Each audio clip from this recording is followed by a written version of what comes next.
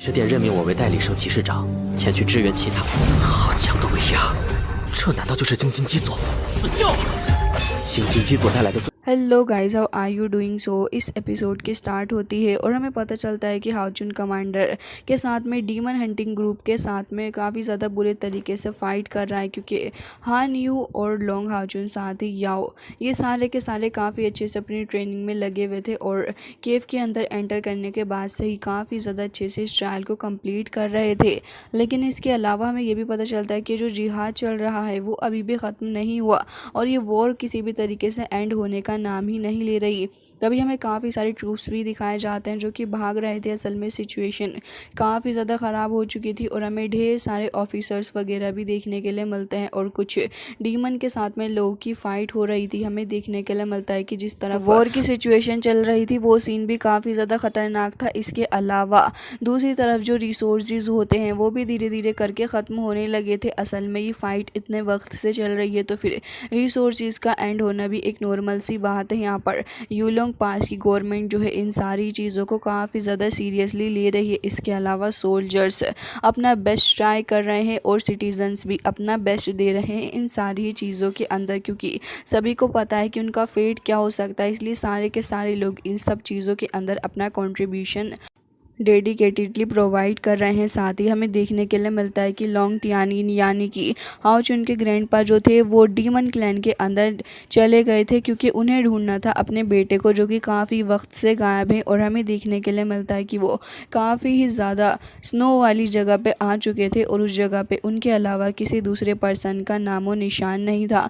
जब से divine night यानी कि हाउचुन के ग्रैंडपा की अपीयरेंस गायब हुई है तब से सारे ही लोग इन सारी चीज़ों को लेकर बहुत ही ज़्यादा परेशान नज़र आ रहे हैं। और करंट में जो अलायंस है वो भी यहाँ पर काफ़ी ज़्यादा बुरे तरीके से सफ़र कर रही है। हाउचुन की मदर भी अपने हस्बैंड के उस लॉकेट को देख के उन्हें काफ़ी ज़्यादा याद कर रही थी। उन्हें उनकी काफ़ी याद आ रही होती है और बस यही सोच रही थी कि न जाने कब एक नई सुबह होगी, क्योंकि सभी लोगों को इस नई सुबह का बहुत ही बेसब्री से इंतज़ार भी था। जिसके साथ ही हमें देखने के लिए मिलता है कि जो ग्रेट डीमन थे उन सभी ने बाकी सारे सेक्ट और यूलोंग पास के ऊपर हमला करना शुरू कर दिया होता है। ये तादाद में बहुत ही ज़्यादा थे और इकट्ठे होकर इसी मकसद से आए हुए होते हैं कि बस अब इन्हें यूलोंग पास को ख़त्म करना है, क्योंकि ये सारे के सारे पूरी तैयारी से आए हुए थे। इस वजह से यूलोंग पास के ऊपर ही काफ़ी आसानी से हमला बोल देते हैं।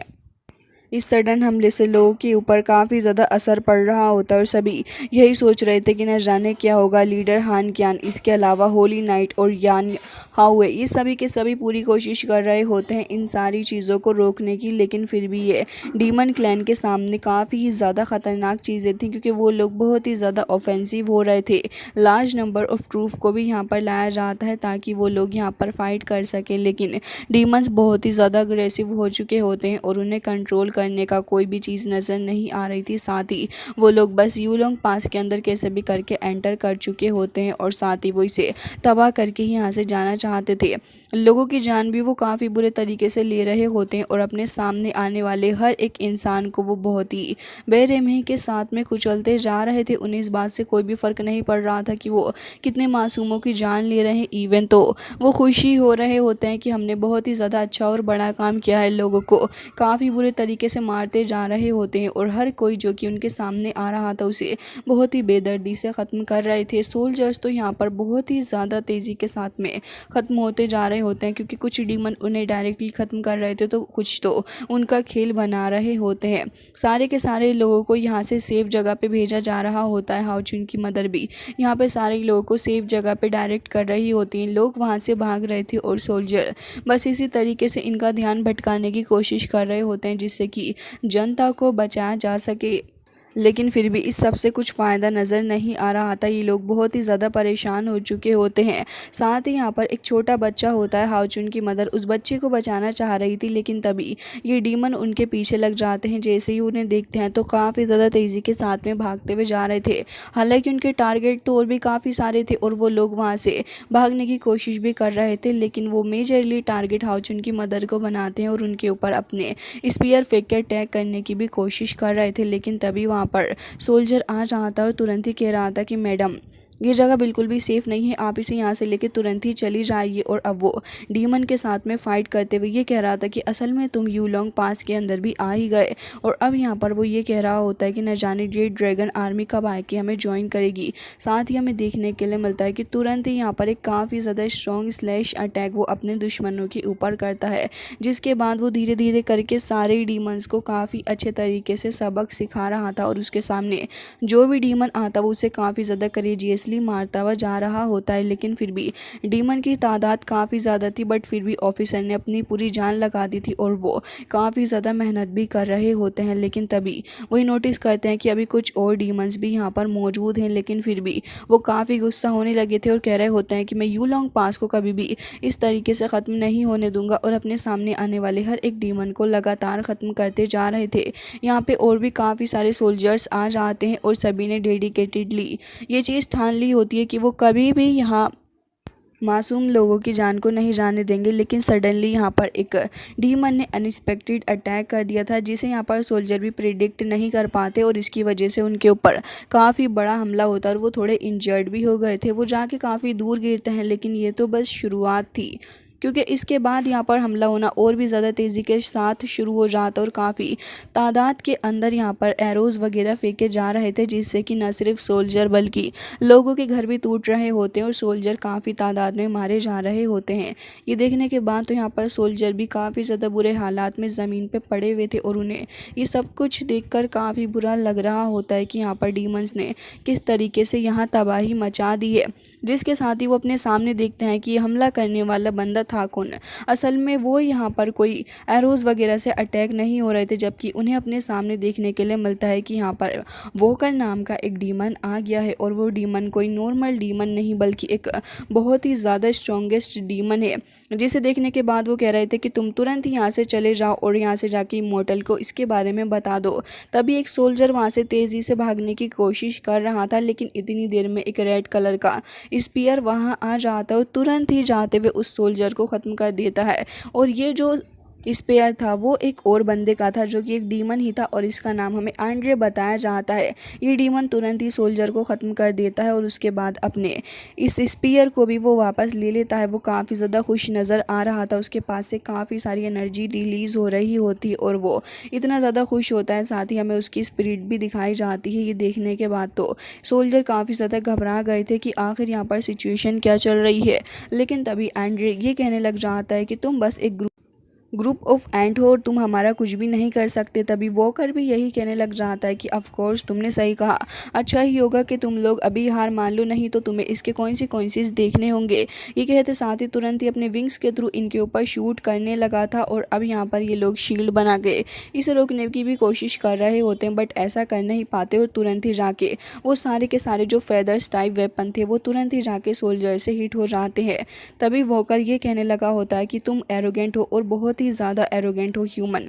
जिसके साथ अगेन वो एक बार फिर से अपने फेदर लेता है और अब इनके थ्रू अटैक करने वाला था और ये बहुत ही ज़्यादा ख़तरनाक और एक स्ट्रॉन्ग अटैक होने वाला था सोल्जर के लिए, क्योंकि उसने काफ़ी सारे फेदर्स को जमा करके अब एक काफ़ी स्ट्रॉन्ग अटैक किया था और कह रहा होता है कि इस तरीके से ही तुम यहाँ पर ख़त्म होगी।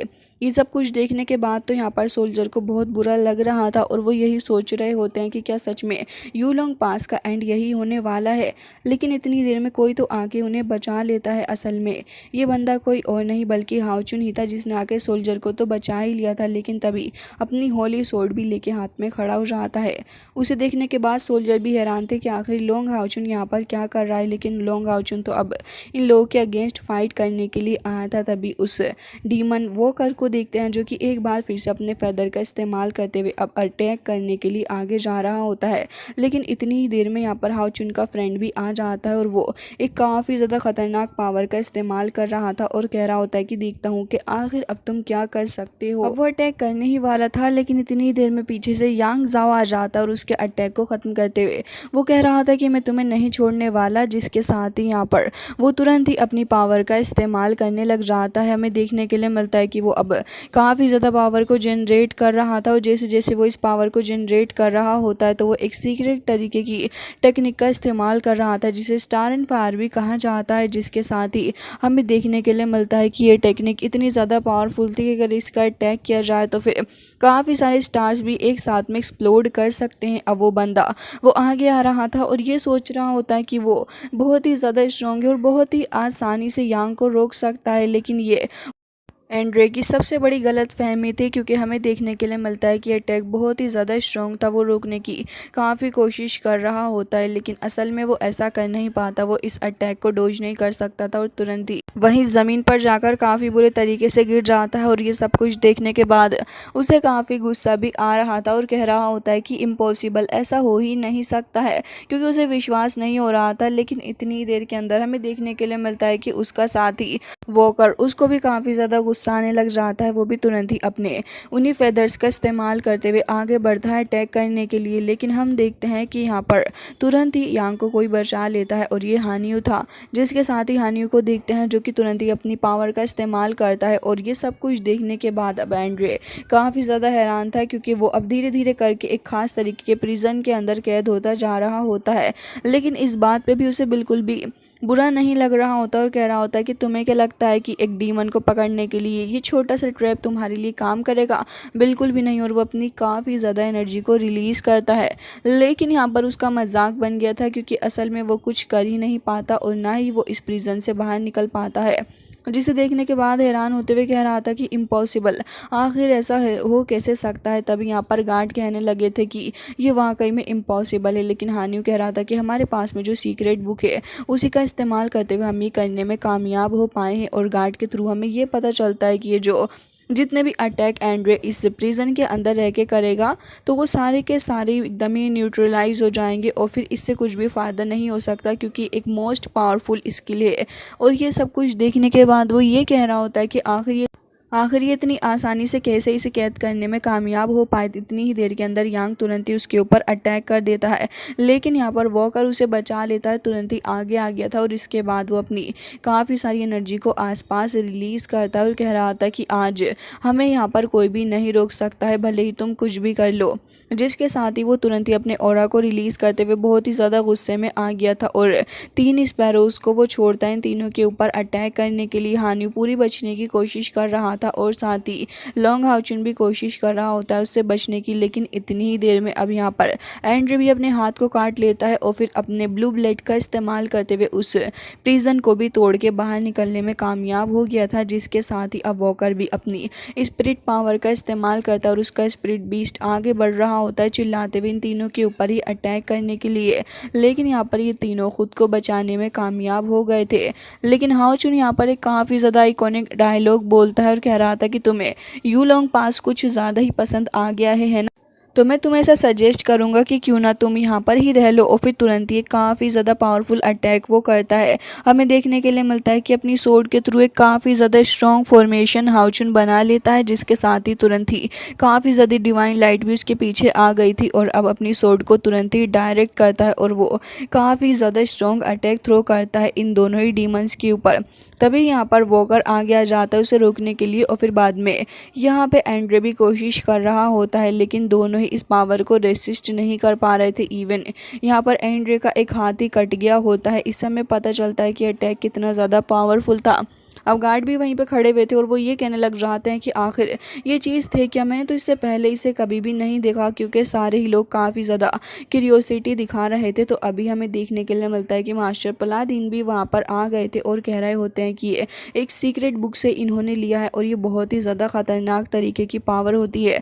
जब इस पावर को यूज़ किया जाता है तब यहाँ पर ये पावर हेवन की पावर से जाकर मिल जाती है और इसी की वजह से जो बंदा स्पेल कास्ट करता है वो इतना ज़्यादा स्ट्रॉन्ग पावर का इस्तेमाल कर सकता है, क्योंकि ये पावर हेवन एंड अर्थ से डायरेक्ट ही आ रही है। और एक बार जब इस पावर का इस्तेमाल कर लिया जाता है तो फिर कोई भी इसको रोक नहीं सकता है और ये एक बहुत ही ज़्यादा शानदार तरीके की और बहुत ही अच्छी पावर है। जिसके साथ ही हमें देखने के लिए मिलता है कि जो दोनों ही डीमंस थे उनकी हालत बहुत ही ज़्यादा ख़राब हो चुकी थी और अब यहाँ पर वो ज़मीन पर ऐसे ही पड़े हुए होते हैं। तभी मास्टर प्लादीन कहते हैं कि असल में इसको बैप्टिज्म ऑफ पावर भी कहा जाता है और ये 3 लेजेंडरी सीक्रेट्स में से एक है। तो तो सारे ही लोग पूछने लगे थे कि आखिर ये बंदे हैं कौन।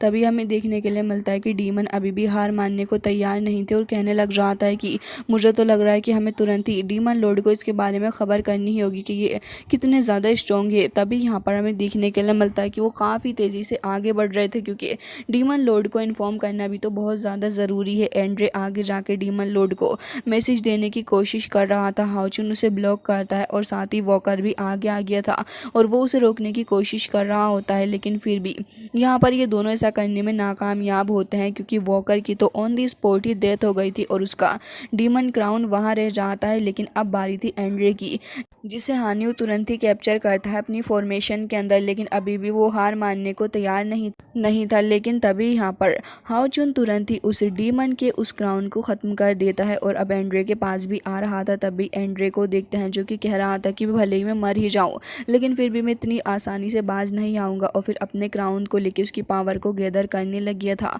गार्ड तुरंत ही भाग के आते हैं और कह रहे थे कि नहीं, वो सेल्फ डिस्ट्रक्शन कर रहा है। लेकिन उसके सेल्फ डिस्ट्रक्शन करने से पहले ही हाउचुन को देखते हैं जो कि अपनी पावर को इकट्ठा करने लग गया था, और साथ ही यांग भी अपनी पावर को गैदर करता है। दोनों ही लाइटनिंग और गोल्डन ड्रैगन को समन करते हुए उसे आगे बढ़ाते हैं अटैक करने के लिए। इससे पहले कि एंड्रे कुछ कर पाता तभी वहाँ पर हाउचुन उसको तबाह कर देता है और यहाँ पर एक बहुत ही ज़्यादा मेजर ब्लास्ट भी हमें देखने के लिए मिलता है।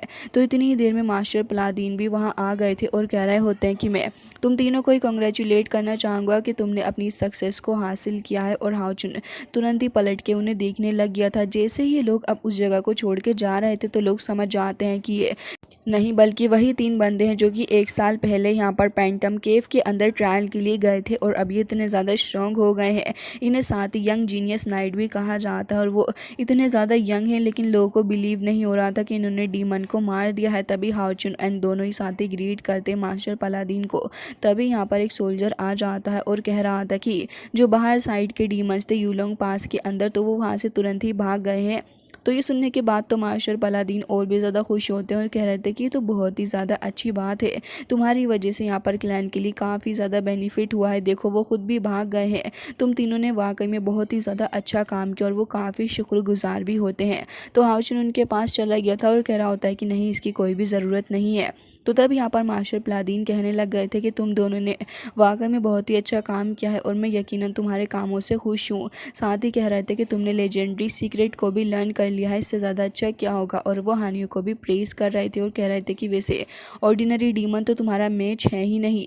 लेकिन तभी यहाँ पर हाउचुन कुछ सोचते हुए कह रहा था कि मुझे समझ नहीं आ रहा कि अभी जो मैंने देखा वो एक इल्यूजन था या फिर क्या था। मैंने जब एक्सोर्सिज्म पास के अंदर 17 डीमन के अगेंस्ट में फ़ाइट की थी तब वो काफ़ी ज़्यादा स्ट्रॉन्ग थे, लेकिन अब जब मैं उनसे फ़ाइट कर रहा था तब मुझे रियलाइज़ हुआ कि ये काफ़ी ज़्यादा वीक हो रहे हैं। तभी ये सुनने के बाद यांग कह रहा था कि क्या सच में? तो हानियो कह रहा होता है कि नहीं, असल में हमारी स्किल बढ़ गई है और हम स्ट्रॉन्ग हो गए हैं।